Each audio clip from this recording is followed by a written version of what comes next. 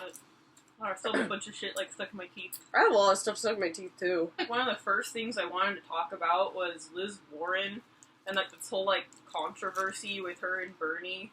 I feel like it's, like, a two-part controversy. Like, the first part was regarding what a Bernie canvasser said in the Slack stream for Bernie. Like, apparently someone was telling others to say something along the lines of, you know, like, Liz Warren supporters tend to be more of, like, a wealthier, white, more highly educated, while Bernie has built, you know, a more broad-based coalition of working-class people that's just more, you know, racially and ethnically diverse. And, apparently this is a controversy somehow, which I'm kind of baffled by. Like, I feel like if this was, like, any other candidate besides Bernie, like, we wouldn't even be hearing about this, but because he's, like, such, like, a pretty, like, good guy all around, they have to really try to dig up shit on him. Yeah, and isn't it a subjective fact that Liz's supporters are wealthier, whiter than Bernie's supporters? Yeah, like, I mean, none of these things were, like, untrue, and, like, not only that, it doesn't even... Very basic. Yeah, it doesn't even seem, like, mean-spirited or, like, a gotcha. It's just explaining the basic differences between two candidates, which, I mean, isn't this kind of, like, the whole point of a primary, to, like, decide on a candidate? I don't know. Think. It is a type of contest, you know? Yeah, and, like, I don't know, it's, like, something that occurred to me that I wanted to talk about, something I thought of last night, and I kind of, like, wrote some notes. It's just, like, criticism of, like, the totally normal things that this, canvasser allegedly told people in the Slack stream is, like, I just think it's bullshit. Like, that just kind of makes it seem like you can't... It's just, like, it's, like, a continuation of the narrative where, like, you can't criticize Warren for, like, anything. Like, if you do criticize her, you have to preface it with saying something like, well, you know, I think she's a great candidate, and she's really great in many respects, however, and, like, then it's okay to criticize her within those parameters. And it's just, like, no other candidate gets that special treatment, you know? Not Pete Buttigieg, certainly not Biden, not Amy Klobuchar, like, another woman, like, I just don't get, like, why Liz Warren is, like, the untouchable one, or, you know, you just can't criticize her, and, like, this is, like, a very mild fucking thing that happened. Like, I'm kind of shocked that, like, we're even, like, talking about it. Yeah. Pretty fucking stupid. Like, I just, like, don't understand, like, why we have to tiptoe around criticism of her. It's, like, kind of bullshit. And I guess, the second part of the controversy regarding, you know, something that was allegedly said in a private conversation between she and Bernie, you know, years ago, regarding her run for president, I mean...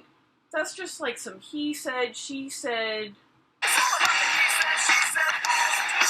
Again, I can't believe that this is a talking point. Like, they have to try so hard to dig up stuff on Bernie.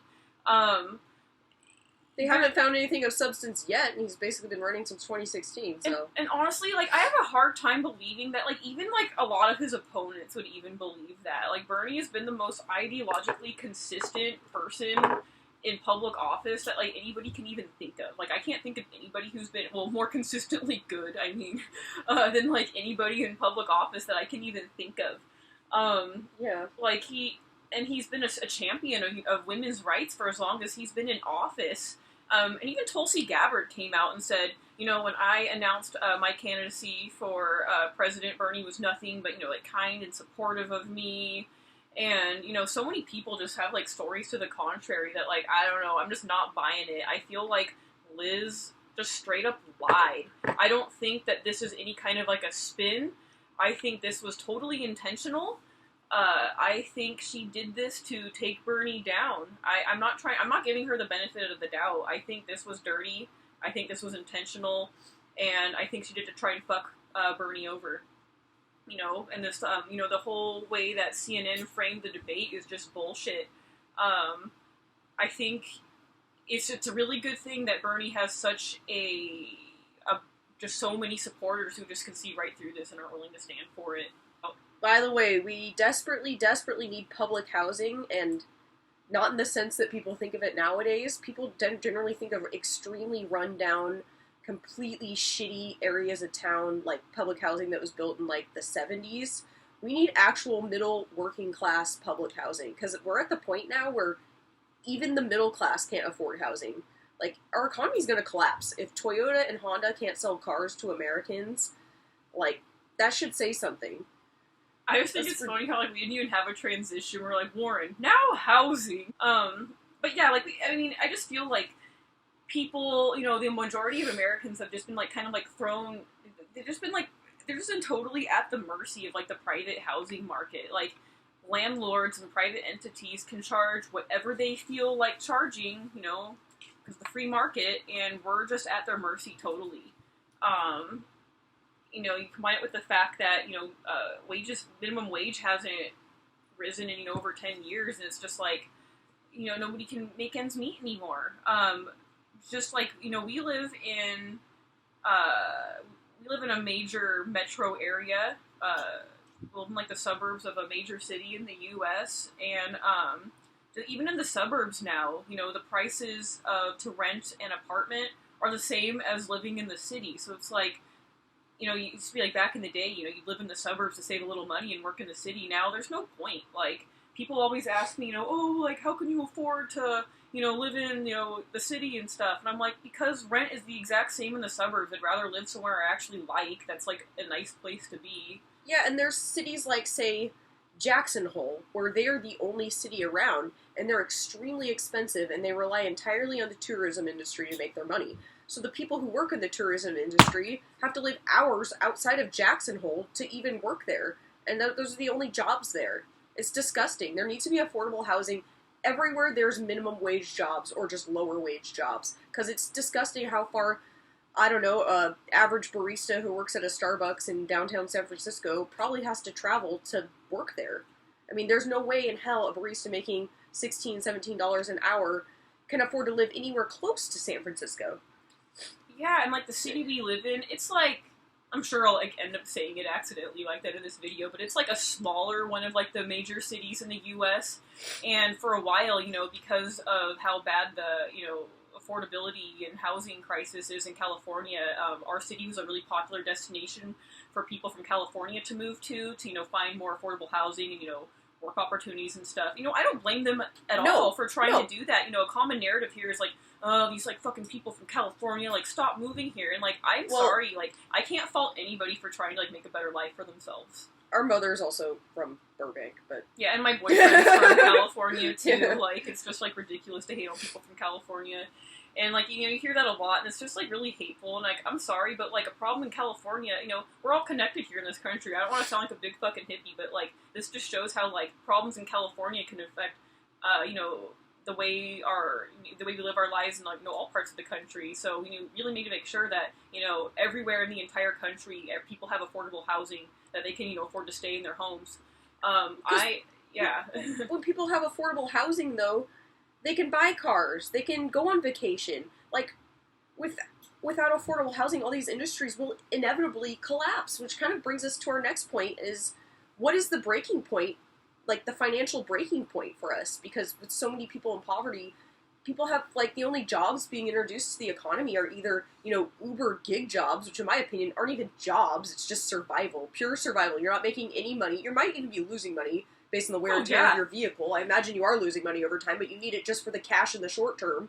It's disgusting. Those are the types of jobs being added. That and, like, fast food and retail.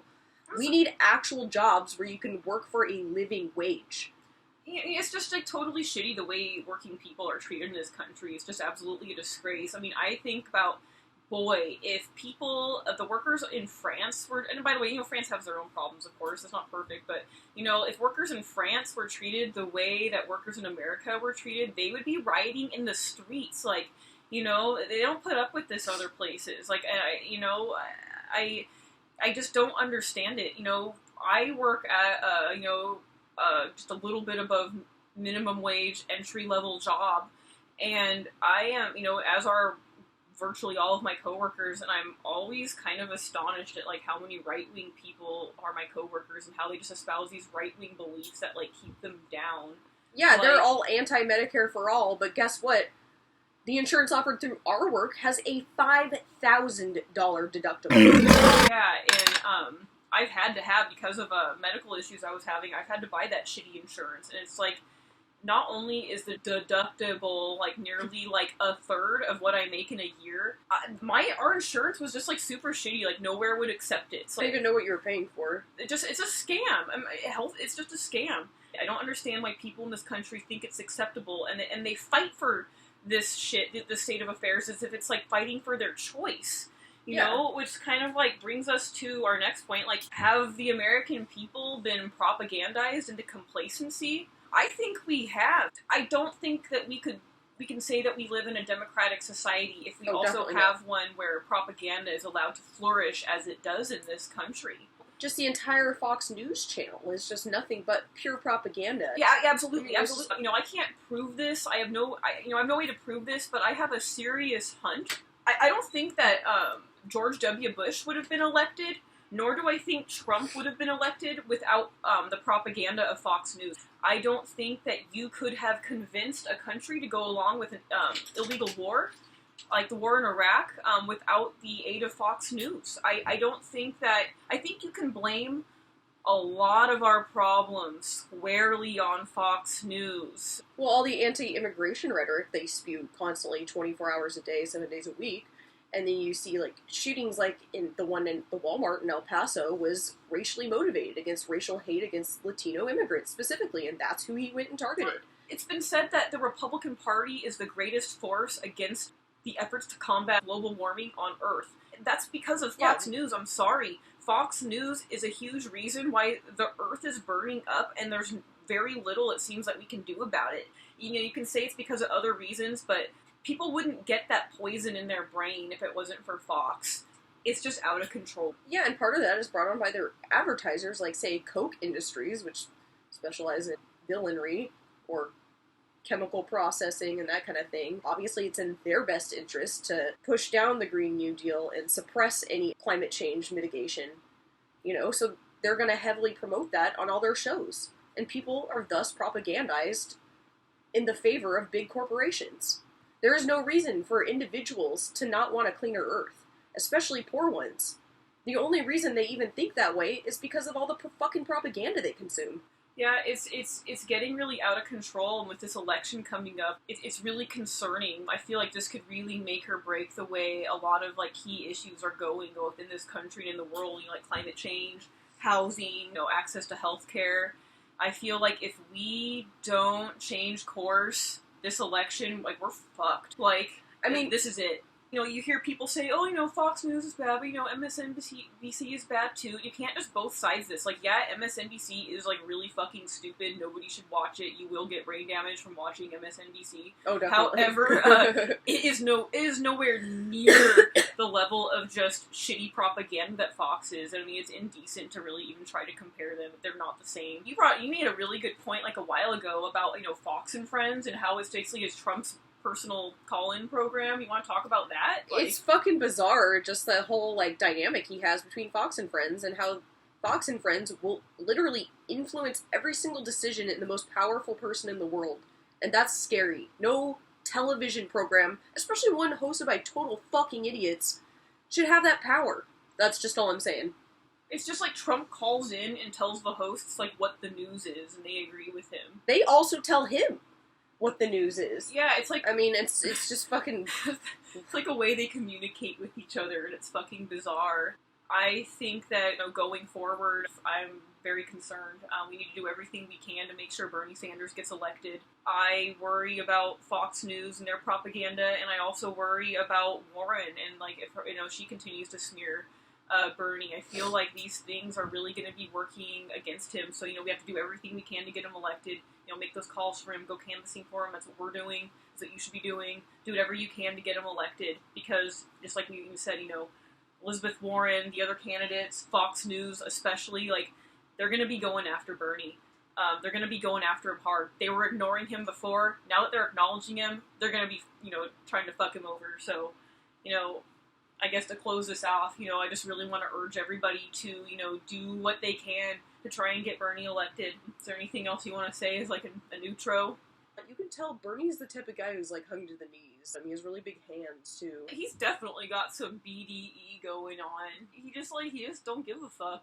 Bye.